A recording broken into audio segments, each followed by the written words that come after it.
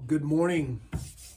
It's about 10 a.m. in the morning, kind of a late start. Saturday morning in Colorado, Bopat Guitars. And we're going to, for the most part, finish up this neck today. And I thought I'd take just a moment. I had a question on the tools. A gentleman asked what kind of rasp I use. So I thought I'd just run through that real quick. These are Dragon rasps. I got this one, I think it's Stu Mac maybe. This one is awesome, takes a lot off and really does a nice job. There's one that's smaller. It's another Dragon rasp. This will allow me to get into tight spots, and also it's a bit finer, so it takes material off slower, which is very important sometimes. You take too much off, you don't get it back. Other tools, round file. These are Stu Mac files. This one's a half round and a flat. And then I have various other ones. This one's a chunker. I don't even know what that's called, but that takes a lot off, so you have to be very careful with that. Just a typical flat file, but it's a smaller one. This is a square file. Use that on some things. Triangular file. Use that. Then we get down to the basics. I like to use these. I use these. You can make them on the job site. When I was doing cabinet work, I did custom cabinet work for a long time. So you can make these on the job site. Use a piece of hardwood, like this one's oak, and then I cut it to fit a 3 by probably 18, something like that. I don't know what it was. 3 by something for a belt sander, small belt sander. We used to make these in Hawaii. Any of my Hawaiian buddies out there I used to work with building cabinets, we would make a bunch of these, and these are awesome. These typically you'll make them to fit an entire sheet, and then you can use all sides. It's got a little tapered insert right here that you can cut, and you make it a little bit tight, and then it's great for getting things square and knocking it off. So a bunch of little tiny tools, I guess, not little tiny ones, but these are rubber rounded, and I can put a piece of self stick 320 on that and get like up in these areas here of the neck, and just get those tightened up. So that works really good. Let's see. This one ripped, but I typically will screw a piece of wood on a good belt sander belt, or what I've been using lately when I pull off the old sandpaper from the drum sander, I save that, and actually there's pieces and parts of it that'll work. And basically that's tore, but you can use a longer one like this and basically run it like this to make sure that you get this baby rounded correctly. So that's kind of it. Here's a little one. This is, I guess it's not it. One more. This is from stair rail.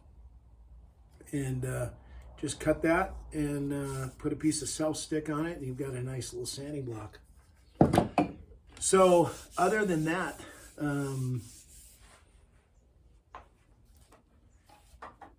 small sander. This was really cheap on Amazon, little Black & Decker, but allows you to get into some tight spots. Also a little Makita orbital sander, works great. And that's really about it. That's what I use. And then when you're trying to check straightness of the neck, like this one, got a couple of little low spots. So what we'll do this morning is put some pencil marks on this. Now I use this one. This one's got about 80 on it. We'll follow the curves. This is going to show you where the low spots are, and then we can tackle those low spots. So we're really pretty good all the way back into here. So we're looking good there. A little bit low here towards the volute. So we'll play with that a little bit and keep working it. Get that low spot out. We're looking for straight. You want any dips or curves in this baby.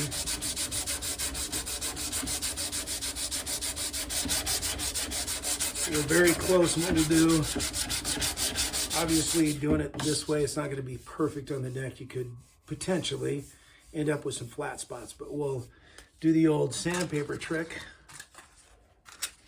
like this to make sure that it's good to go towards the end. So this is kind of the, I wouldn't say it's the finish part of the neck, but we're getting everything tight. We're getting the measurements right on the thickness, on the width here, the thickness here. We're getting all of that right. We're getting everything sanded to about 320.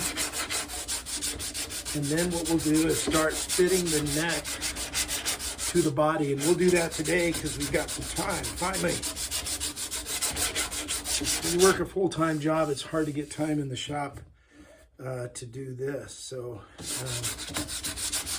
and keep the family going, keep everybody. You don't want to lose the family in the midst of building a guitar, that's for sure.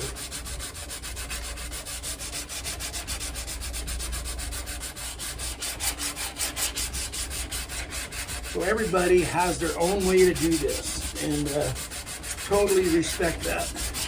Everybody's got their own little tricks they use, and you know, it's guitar community is guitar building community is awesome because everybody shares their tips and tricks, and nobody's really worried about it's mine and you can't have it kind of a thing, my ball and I'm going home. None of that stuff. You guys and gals are awesome. So, very supportive community.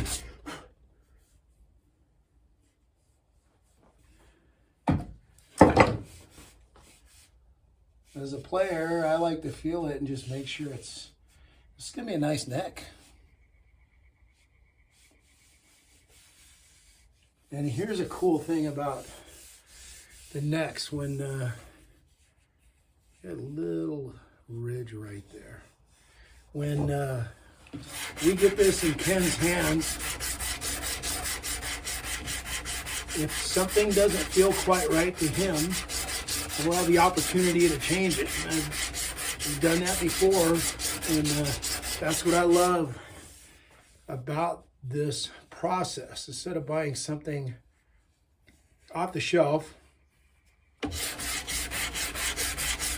you can have it custom fit to your hand and your specs. And you know, I think for most guitar players, we through the years have been used to buying a guitar off the shelf, and I've had many guitars, and we adapt to whatever that guitar gives us. And that's fine, it works. But when you have the opportunity to tell somebody, hey, I want this size of neck, I'm this kind of player, and you have the opportunity to give the player exactly what they want. And I find that to be very cool.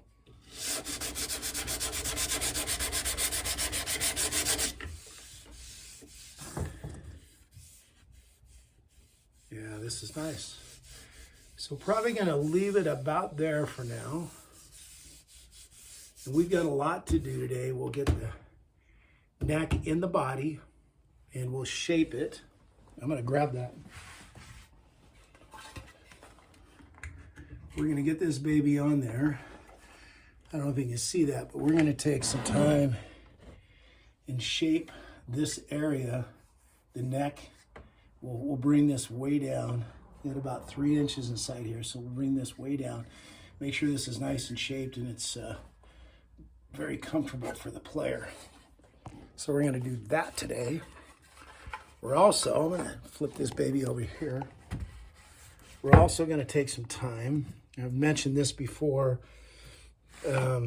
We came up with a way to do a recessed pickup ring. Let me fix this real quick. So Tyler's helped out a bunch on this. We ended up, I used to make these by hand. Very time consuming and tough to do to make them look good. Tyler helped me out. He's got a laser and he cut these on a laser for me. So I don't know if we can see that, but these will go over there. I'll cut this with a router. We have two that size for this one, and now we have the humbucker style. So the cool thing is that I've got different woods. So on this particular one, we'll start out with maple to match, but we'll offer Ken the opportunity to go with, if I can find them, we have wenge, which could look cool, darker wood. We have purple heart, which we've done on a guitar. They look cool. So there's a couple of different colors that we can go with. We also have somewhere in here, here we go. This is Sapele. So we have that color to go as well. So those are kind of where we're at. So we'll give Ken an opportunity, opportunity to pick from any one of these. And really we don't have to make that decision right now, nor do we want to. We'll wait till we get this baby sanded down. We see what the knobs look like on here. We have black and we have gold. We'll probably go with the black, but we'll have the gold just to see how it looks. And then we'll see how the other colors go with the neck, the color of the fretboard. We've got some purple heart on the neck, some wenge. So we'll just take some time. The awesome thing about doing these on the laser is that they're all the same size. So we can put them in, we can see how they look. What I mean by that is we can machine them first and then drop them in, see which one looks the best, and that's the direction we go. So I think that will take on pretty much most of the day. And we'll be busy, busy, busy. Hope you're well, wherever you're at. I know there's over 600 people that check out the videos and have liked Bopat guitars. So there's some out there that are struggling, have some tough times. I know one in particular, one family. So I just want to lift them up and just know that we're praying for you folks. And then of all those 600 plus people that are out there, if you're one of those people, know that we care about you and we appreciate the fact that you include us in the things that you watch, and you support us by doing that. So thank you very much. Hope you have a great day. Lord bless and keep you. Much aloha from Bopat.